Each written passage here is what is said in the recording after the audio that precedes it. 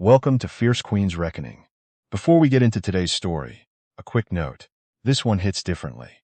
A hospitality developer drove 4 hours from Toronto to a small Nova Scotia fishing town, with his new girlfriend draped in designer labels and a smirk she hadn't earned, carrying a folder of legal documents and a certified check for $60,000, fully expecting to find his ex-wife gutting fish and drowning in debt. He had given her the deed to a worthless waterfront property in the divorce settlement, the kind of property local realtors had politely called a tear-down situation. What he did not know, what none of them knew, was that Calloway had spent the last 4 years quietly turning that teardown into something that would make his entire portfolio look embarrassing. And he certainly didn't know that the modest wooden door he was about to knock on led directly to a meeting that would end his career before dinner. Chapter 1. The man who still thought he'd won. Declan Ashworth pulled his rented Porsche Cayenne to a stop on a gravel road overlooking the water, and immediately the performance of it struck Iris as almost sad. She was watching from the upstairs window when he arrived, which is why she had time to compose herself completely before she heard the knock. She'd had 4 years to prepare for this moment, but still, seeing him step out of that car in his perfectly pressed Loro Piana overcoat, looking for all the world like a man arriving to collect something he was owed, her jaw tightened. He'd brought Sabrina. Of course he had. Sabrina Novak was 26 years old and worked as a lifestyle content creator, which meant she photographed herself holding expensive things in beautiful locations and called it a career. She stepped out of the passenger side in camel-colored suede knee boots that were absolutely not designed for gravel, a structured Bottega Veneta bag swinging from one wrist, and enormous sunglasses pushed up onto her head, even though it was overcast and 11 degrees. She looked at the property the way you look at a public restroom you're being forced to use. Her nose actually wrinkled. Iris watched Declan survey the exterior of the building. She knew what he saw. The original clapboard siding she'd kept deliberately weathered, the lobster traps stacked near the side entrance, the hand-lettered wooden sign above the door that said simply, "The Harlow." No logo, no Instagram font, no explanatory tagline, just the name. He wouldn't know what the Harlow was. That was intentional.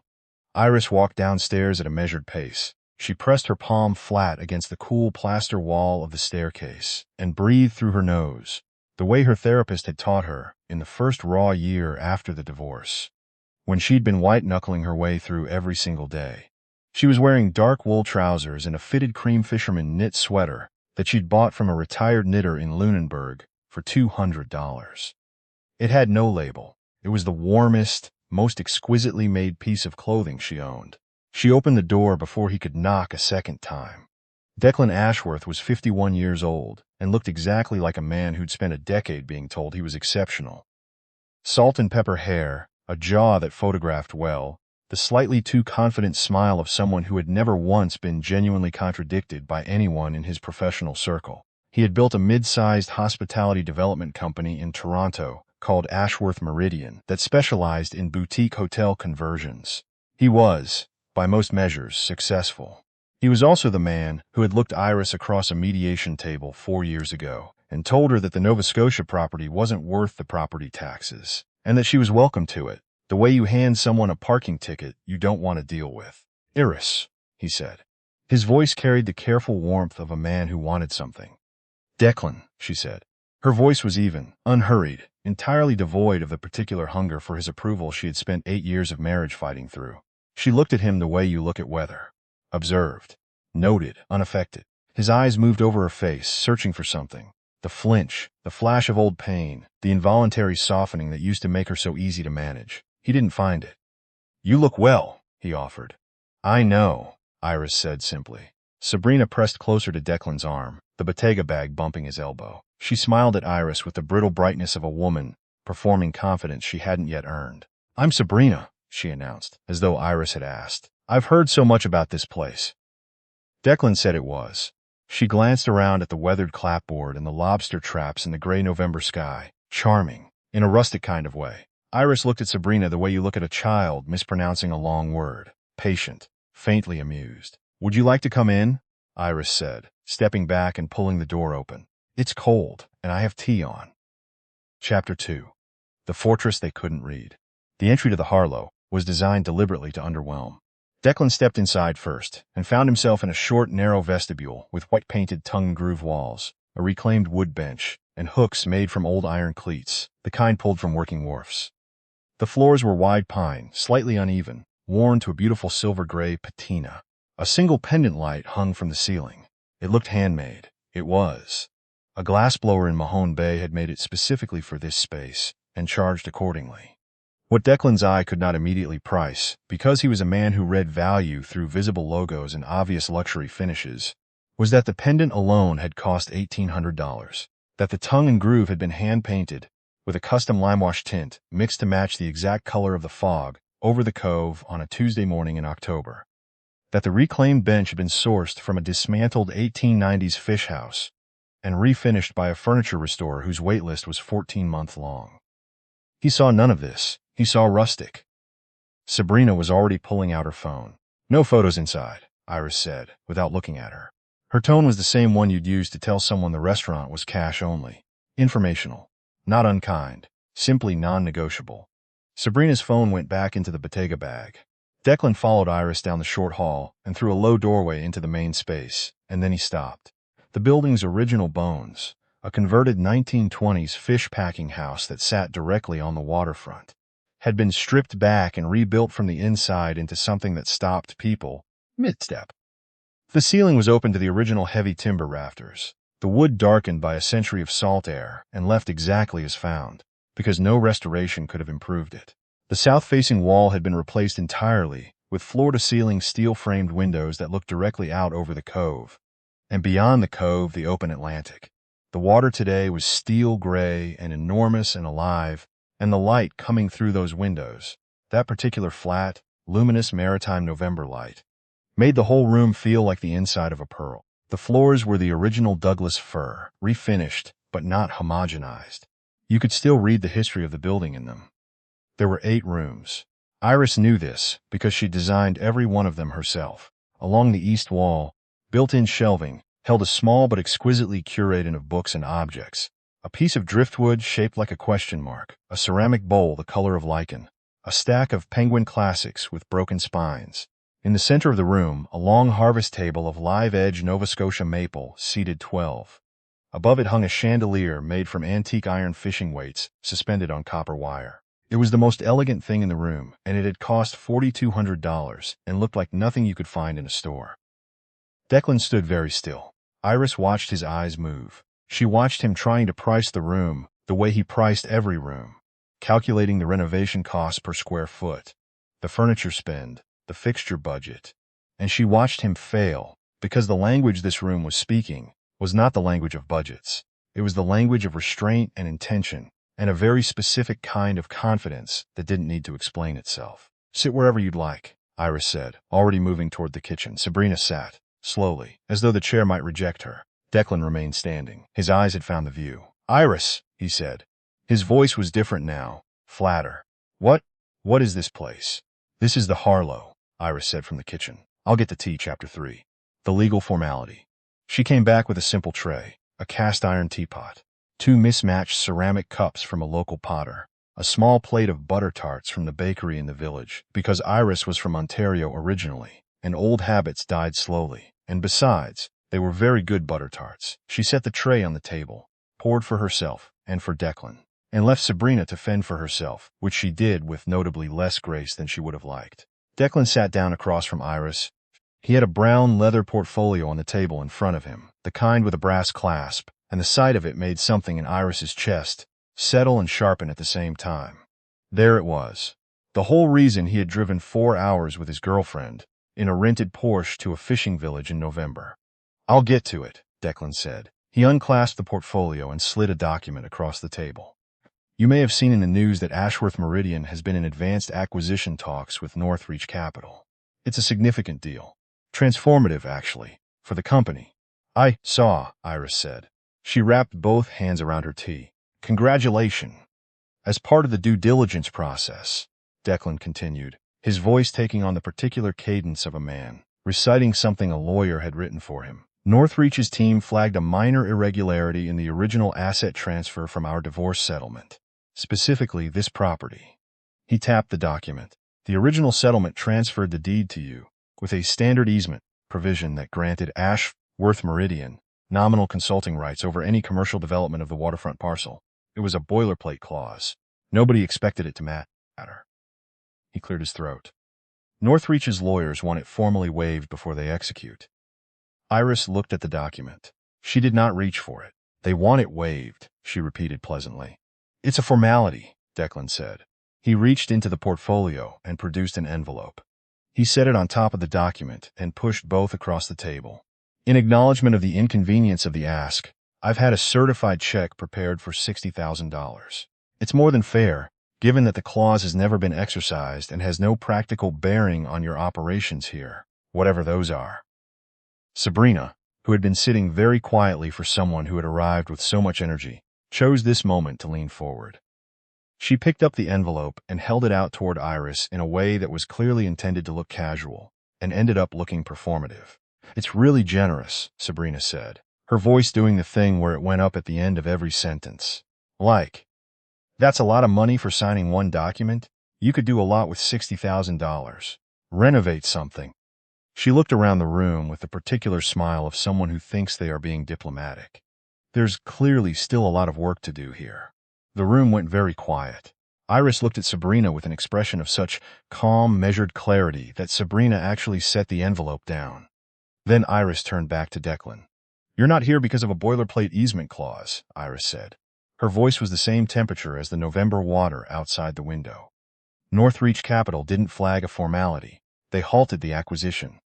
Declan's jaw tightened almost imperceptibly. That's not. They halted it. Iris continued. Because their real estate division ran independent comps on every asset in the Ashworth Meridian portfolio as part of standard due diligence. And when they got to this property, they found something interesting. She picked up her tea and took a slow sip.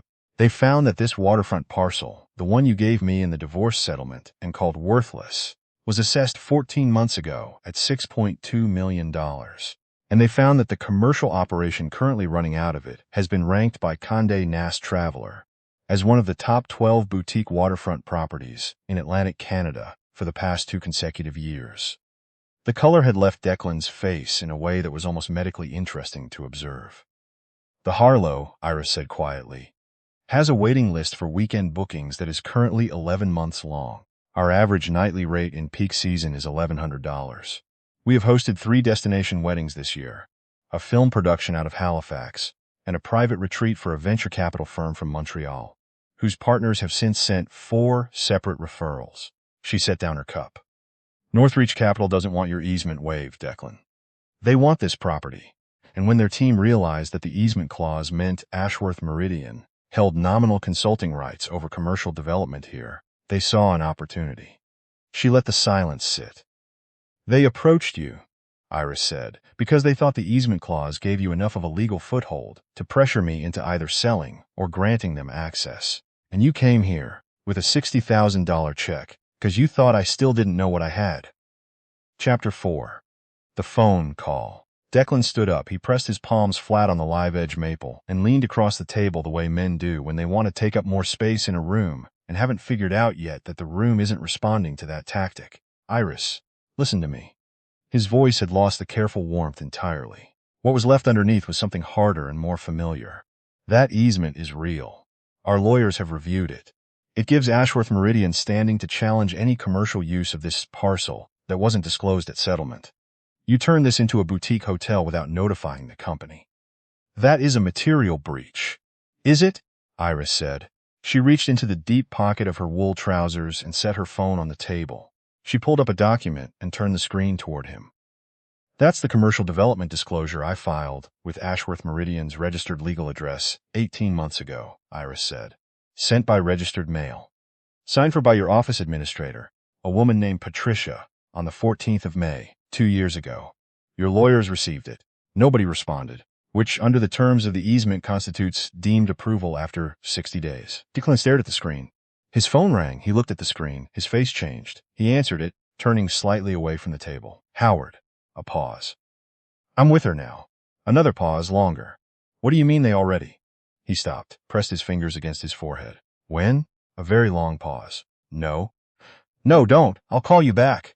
He ended the call. He stood with his back to Iris for a moment, the portfolio open and useless on the table, the $60,000 envelope sitting exactly where Sabrina had set it down. Sabrina, for her part, had gone very still. She was holding her Bottega bag in her lap with both hands, and looking at the view through the enormous south-facing windows, and for the first time since she'd arrived, she looked uncertain about something she couldn't post her way out of. Northreach withdrew, Iris said. It wasn't a question. Declan turned back around slowly. How did you know? He asked, and under the anger, under the wounded pride and the corporate instinct to reframe and pivot and salvage, there was something that sounded almost genuinely curious. The question of a man who had spent the last 4 years assuming he'd played a winning hand and was only now understanding the game he'd actually been in. Because I had a call with Robert Kamani at Northreach last Thursday, Iris said. Their acquisitions team contacted me 8 weeks ago, not through you. Directly. She looked at him steadily. They don't want Ashworth Meridian, Declan. They haven't wanted it for the last 6 weeks. What they want is this property and a conversation about whether I would consider bringing the Harlow into their Atlantic portfolio as a flagship independent. She folded her hands on the table. I told them I needed 30 days to think about it. Chapter 5. What was actually built here? Declan sat back down. Not the confident, ownership posture sit of the man who'd arrived 40 minutes ago. The sit of someone whose legs had quietly stopped cooperating. Sabrina's phone buzzed. She looked at it, then at Declan, then at the view, then quietly at the door. Sabrina, Declan said. His voice had the tight, controlled quality of a man performing calm under extreme duress. Sabrina was already standing, already swinging the Bottega bag over her shoulder, already calculating the precise social geometry of how to leave a room, without it looking like fleeing. I need some air. It's a lot in here, temperature-wise. She smiled at no one in particular and walked with as much dignity as camel suede boots on wide pine floors would permit toward the front vestibule. The heavy front door opened and shut. Declan and Iris looked at each other across the maple table and the wreckage of his afternoon. She'll be back, Declan said. Not convincingly. Said Iris. The fire in the wood stove at the end of the room made a low, comfortable sound. Outside, a cormorant dropped into the cove. The water moved. The light shifted the way maritime light shifts constantly, never settling, always becoming something slightly different and slightly better. Declan looked around the room. Really looked at it, this time, without the defensive cataloging of a man assessing a threat. He looked at the timber rafters and the iron chandelier and the view that had been here all along, underneath the rotting siding and the broken dock and the 40 years of neglect, waiting for someone to see it properly. I genuinely thought it was worthless, he said. I know, Iris said. There was no triumph in her voice. There was something quieter than triumph, the particular peace of a woman who has long since stopped requiring acknowledgement to know the value of what she built. You looked at this place and you saw the work it needed. I looked at it and I saw what it would become. She paused. That's always been the difference between us, Declan. You price things. I understood them. He was quiet for a long moment. The disclosure I sent, Iris said. Your lawyers received it and chose not to respond because the property was assessed at under $400,000 at the time and nobody thought it mattered. The easement clause is not a lever. Your legal team knows this. Howard knows this. That's what the phone call was. Declan nodded. Slightly. The nod of a man accepting a correction he has no rebuttal to. The Northreach offer, he started, is mine to accept or decline? Iris finished. On my timeline. Without your involvement. How much? He stopped himself. More than you'll be paid for Ashworth Meridian, Iris said simply. Considerably. She watched him absorb that. It was not a comfortable thing to watch, and she did not look away. 4 years ago, Iris Calloway had sat in a mediation room in a glass tower in downtown Toronto, while Declan's 3 lawyers and his financial advisor collectively explained, with patient condescension, that the Nova Scotia property was a liability, not an asset, that the carrying costs alone would eat through her settlement, that she was getting a fair deal and should consider herself fortunate, and perhaps focus her energy going forward on making a fresh start in a more practical location. She had signed the papers. She had taken the deed. She had thanked no one. She had driven to Nova Scotia the following week with her sister, her dog, 4 boxes of books, and a structural engineer she'd found through an architect friend who had looked at the fish packing house and said, "Oh, this is something." The first year had been genuinely brutal.